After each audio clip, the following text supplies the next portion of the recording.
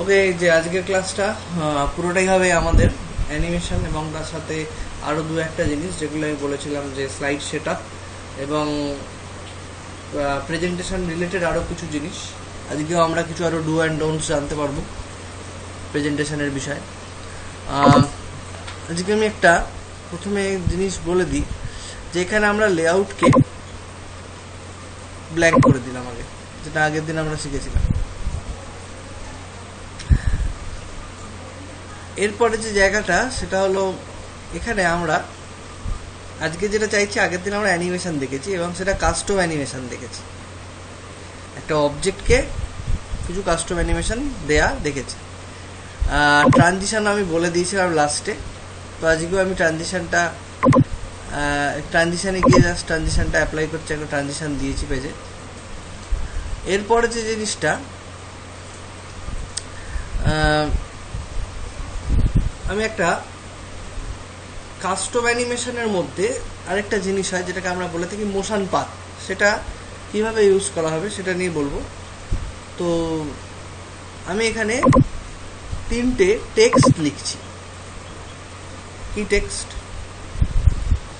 এবং কি হবে সেটা ট্রানজিশন, সেটা আসছে। প্রথমে এখানে লিখছি রিডিউস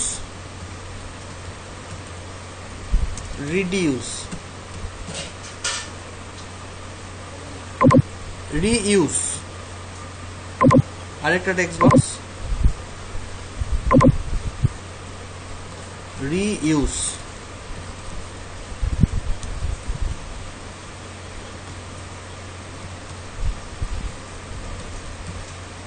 and recycle.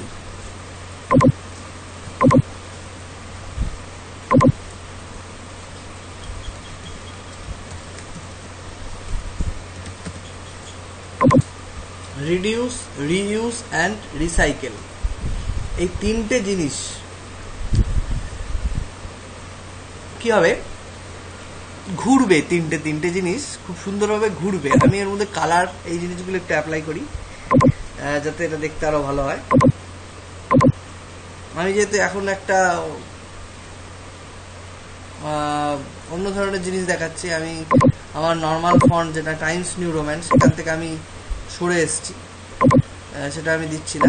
আজকের জিনিসটা যেহেতু অ্যানিমেটেড, যতটা এটাকে পিক্টোরিয়ালি সাউন্ড করা যাবে ততটাই ভালো। অ্যানিমেটেড যেহেতু জিনিসটা, আমি তিনটে কালার দিয়েছি। আচ্ছা, মোশন পাথ নিয়ে কাজ করা হয়েছে? কেউ করেছো motion path, custom motion path? হ্যাঁ স্যার, আমি করেছো?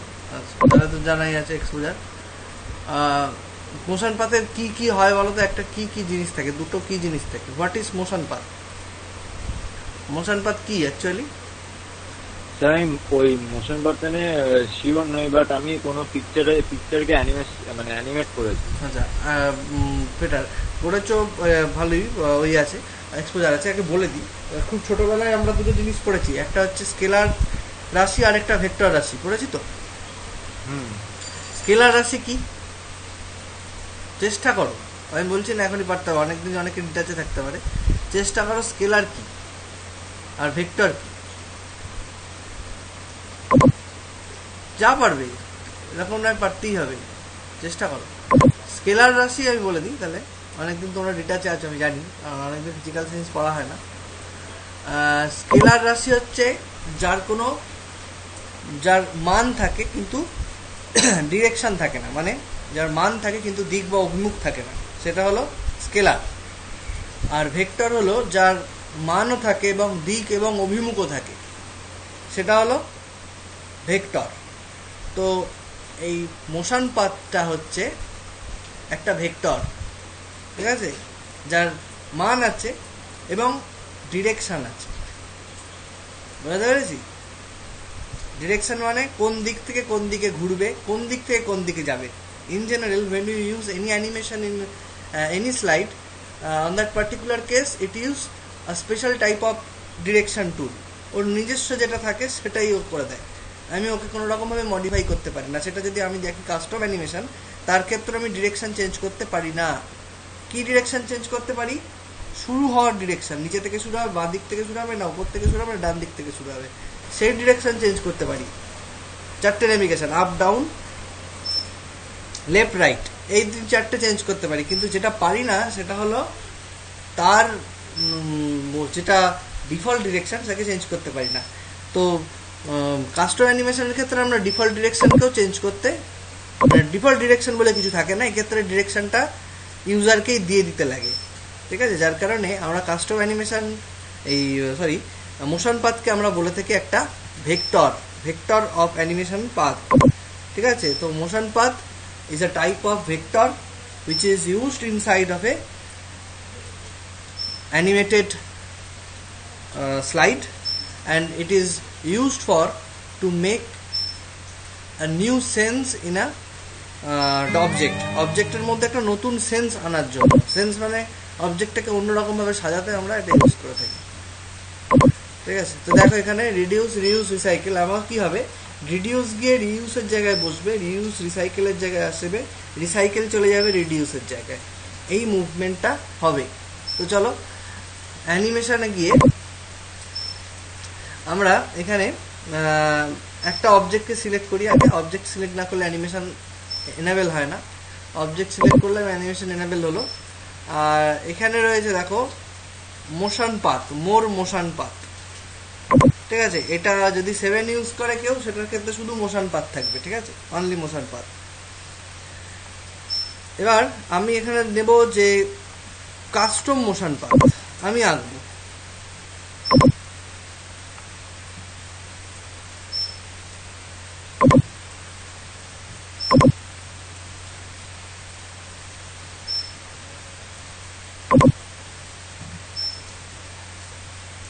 আমার কাস্টম মোশন পাথ, আমার টেনে মনে হয় কাস্টম বলে কিছু নেই, টেনে সবটাই। এখন দেখো দুটোর মধ্যে কত পার্থক্য। মোশন পাথ এখানে যেগুলো আছে সেগুলো সবই ওদের মতন আছে, সেগুলো ডিরেকশন চেঞ্জ করা যাবে। তো এটা হচ্ছে রাইট, আমি প্রথমে নেবো এআরসি লেফট এআরসি, ঠিক আছে। তার মানে এটা কোন দিক থেকে, দেখো এই ভেক্টরটাকে আমি এনে আগে পর্যালোচনা করি। অ্যারো মার্কটা দেখো কোন দিকে, এই দিকে, সো এইটা এই দিকে আসবে, ঠিক আছে। আর আমাকে নিতে হবে রাইট, আমাকে ইউজ করতে হবে রাইট ভেক্টর। তো রাইট ভেক্টর কে ইউজ করি, এটার জন্য আমাকে রাইট ভেক্টর ইউজ করতে হবে। তো রাইট ভেক্টরকে আমি খুঁজে নিতে হবে এখান থেকে, vector arc right, arc left হবে না, আর্ক রাইট দেখো, ঠিক আছে। এবার এইটা হচ্ছে আমার এইটার ক্ষেত্রে প্রযোজ্য। আমি এটাকে ঘুরাবো, এখানে ধরে ঘুরিয়ে দিলে আমার ভেক্টর চেঞ্জ হয়ে যাবে, ঠিক আছে। এবং ভেক্টরকে আমি এটাকে বড় ছোট করতে পারি, টানতেও পারি, যেরকম দরকার সেরকমভাবে আমি মুভ করিয়ে নেব।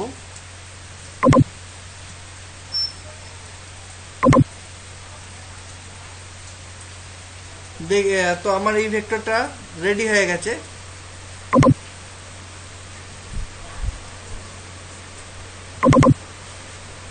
এটাকে অন আফটার প্রিভিয়াস করে দিলাম, ভেক্টরটা আমার রেডি। তো আমি এটাকে F5 দিয়ে একবার রান করে দেখছি কি আসছে, ঠিক আছে। এই জিনিসটা হবে, রিইউজটা নেমে চলে আসবে রিসাইকেলে, আর রিসাইকেলটা আবার রিডিউসের জায়গায় চলে যাবে এবং তিনটে একসাথে মুভ করবে, ঠিক আছে। এটাকে একটু টেনে দিতে হবে, এটাকে সেট করতে হয়, ঠিক আছে। এটা কিছু না, এটা নিজেকে সেট করে দিতে হয়, যেভাবে সেট করবে সেভাবেই হবে। তার মানে আমরা কি দেখলাম, আমরা ডিরেকশন চেঞ্জ করতে পারলাম। ওটা রাইটে ছিল, আমি কিন্তু এটাকে ঘুরিয়ে দিয়েছি। আমি সেরকম ভাবে লেফটকে ধরেও ঘুরাতে পারবো, মানে আমাকে এই ফ্লেক্সিবিলিটি দিয়ে রেখেছে, যেহেতু এদের ডিরেকশন ঠিক করা আছে, কিন্তু ডিরেকশনটাকে নিজের ইচ্ছা মতন চেঞ্জ করেও নেওয়া যাবে। এইটাকে আমি চেঞ্জ করছি ডিরেকশনটা, এটা ডিরেকশনটা রিইউজ আসবে, সরি এখানে ডিরেকশন দিলে হবে না, রিইউজে ডিরেকশন দিতে হবে। সুতরাং রিইউজকে আমি সিলেক্ট করব, আমার রিডিউসের পর রিইউজে আসছে, রিইউজটাকে সিলেক্ট করব, রিইউজে সিলেক্ট করে এআরসি রাইট সিলেক্ট করলাম, দিয়ে আমি এটাকে এখানে দুটোর মধ্যে বসালাম, বসিয়ে এটাকে আমার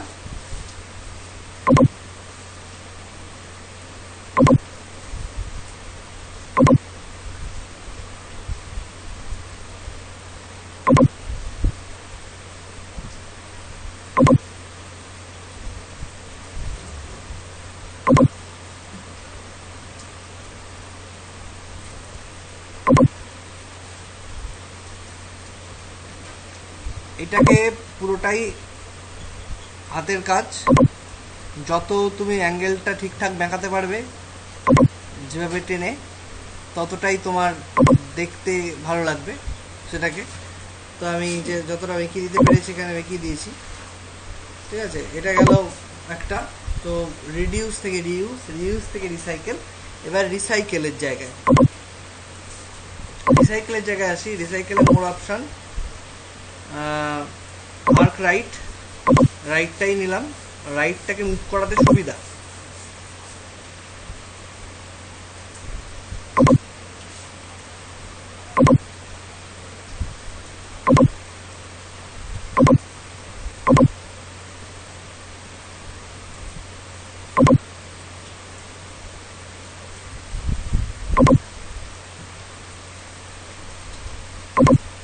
আমি মোটামুটি একটা স্পেস দিতে পেরেছি। এটাকে ব্যাস। তো আশা করি দেখি এবার কি আসে, ঠিক আছে। আর তিনটেকেই, এটা আমার অন ক্লিক, এটা দেখো এখানে দেখবে আফটার প্রিভিয়াস হয়ে আছে, এটাকেও আফটার প্রিভিয়াস করতে হবে, আফটার প্রিভিয়াস, এটাকেও আফটার প্রিভিয়াস করতে হবে, আফটার প্রিভিয়াস। এইভাবে আমরা অবজেক্ট তিনটের ওপর ম্যানুয়াল মোশন দিলাম, ঠিক আছে। মানে আমি আমার মতন ম্যানুয়ালি আমি আমার মতন করে নিলাম সেটাকে, ঠিক আছে। তো এবার দেখি সেটাকে F5 প্রেস করে কিভাবে সেটা মুভ করছে। তো রিডিউসের কাছে যাচ্ছে, রিডিউস রিসাইকেলের কাছে আসছে, রিসাইকেল রিডিউসের কাছে আসছে, ঠিক আছে। এই যে মুভমেন্ট, এটা আমরা কাস্টম মোশন পাথের মাধ্যমে করতে পারি। এবং এটাকে যদি আমি কোনো একটা স্লাইডের মধ্যে ইউজ করি, স্লাইডটা চলাকালীন এটা নিজে নিজেই চলবে, ঠিক আছে। পরপর আগের যে স্লাইডটা যখন হয়ে যাবে তখন আবার এই স্লাইডটায় অটোমেটিক্যালি চলে আসবে। তো এটা গেল আমার মোশন পাথ। এবার আমি বলি এটা কন্টিনিউয়াসলি চলতে থাকবে। এখানে একটা সমস্যা দেখতে পাচ্ছি, F5 প্রেস করলে এটা একবারই কাজ করছে, তারপরে অফ হয়ে যাচ্ছে স্ক্রিনটা। যদি আমি চাই যে না আমার স্ক্রিনটা অফ হবে না, কন্টিনিউয়াস এটা চলতে থাকবে, তাহলে আমি কি করব? তাহলে আমাকে কি করতে হবে? তাহলে আমাকে যেটা করতে হবে, স্লাইড শোকে সেট আপ করতে হবে। স্লাইড শোতে যাব, সেট আপ স্লাইড শো করবো। এখানে দুটো জিনিস করতে হয়। একটা হচ্ছে loop continuously until escape show অপশানের মধ্যে, যতক্ষণ না একটা কিবোর্ড থেকে এসকেপ প্রেস করা হবে ততক্ষণ ওটা চলতে থাকবে, লুপ কন্টিনিউয়াসলি, ঠিক আছে। এটাকে যদি আমরা চেক করে দিই, এটাই স্লাইড সেট আপের মধ্যে, আর কিছু নেই। সেট আপ স্লাইড শোর মধ্যে শুধু এইটাই, লুপ কন্টিনিউয়াসলি আনটিল এসকেপ, এছাড়া আর কিছু করার নেই। Show type full screen, window full screen, ঠিক আছে।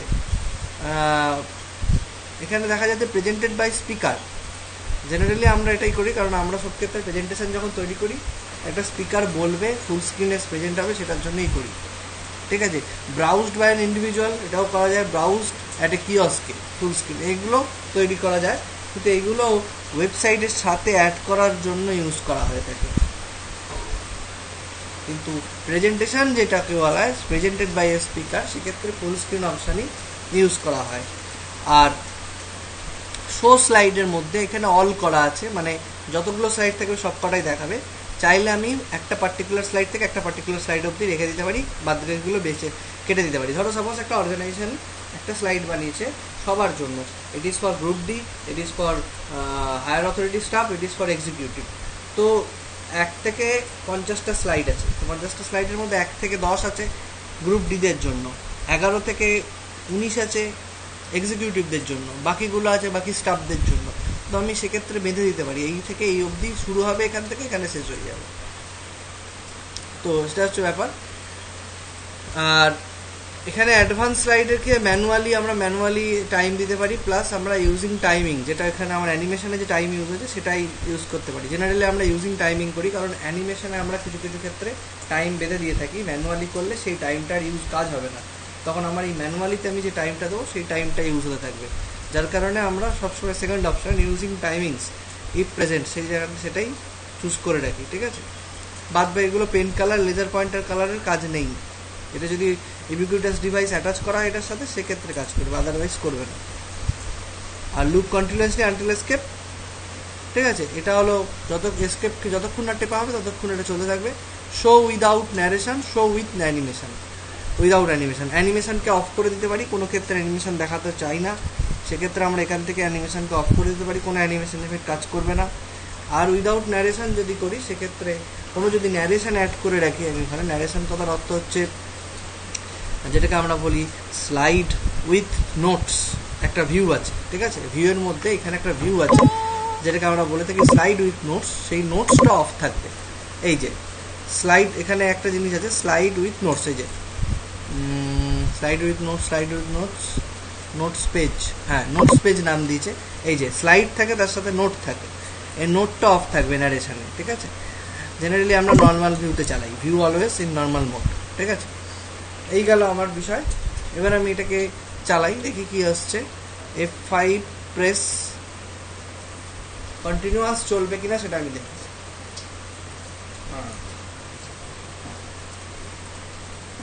হ্যাঁ, প্রশ্ন হলো কেন কন্টিনিউয়াস চলছে না। আমরা ট্রানজিশনটাকে অন ক্লিক করে রেখেছি, যার কারণে ট্রানজিশনটাকে আরেকবার করে প্রত্যেকবার আমাদের অন করার প্রয়োজন হচ্ছে। এই দেখো এখানে কি আছে, ট্রানজিশনে গেছি, অ্যাডভান্স স্লাইডের মধ্যে অন মাউস ক্লিকটা চেক করা আছে, এটাকে আফটার করতে হবে, নাহলে অটোমেটিক্যালি কাজ করবে না। মানে আমার অ্যানিমেশন অটোমেটিক্যালি হয়ে গেছে, কিন্তু আমার মাউস ক্লিকটা হয়ে রয়েছে, যার কারণে এটা কাজ করছে না। আমি 2 সেকেন্ড দিচ্ছি।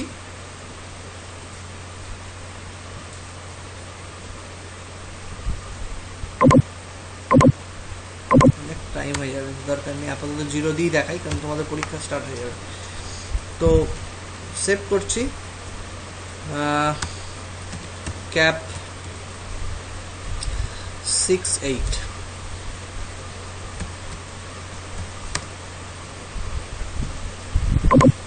F5,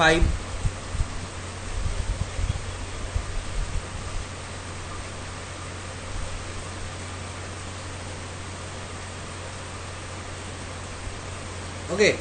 তো এটা কন্টিনিউয়াসলি চলতে থাকবে, এটাকে কিচ্ছু করতে লাগবে না। So that is actually the custom animation, or using motion path we have to do that kind of things here.